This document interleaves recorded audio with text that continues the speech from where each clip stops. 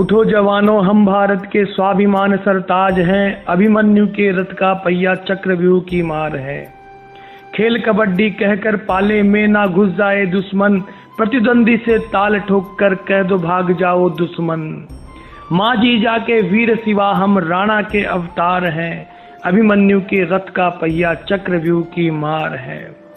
गोरा बादल जयमल प्रताप, भगत सिंह सुखदेव आजाद, केशव की हम प्रखर साधना, माधव बन होती आवाज। आज नहीं तो कल के भारत के हम ही खेवनहार हैं। अभिमन्यु के रथ का पहिया चक्रव्यूह की मार है।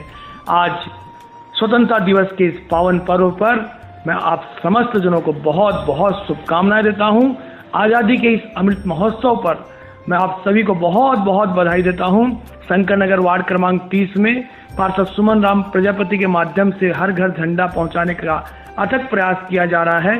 पुनः आप सभी को आज़ादी के इस अमृत महोत्सव की बहुत बहुत शुभकामनाएं।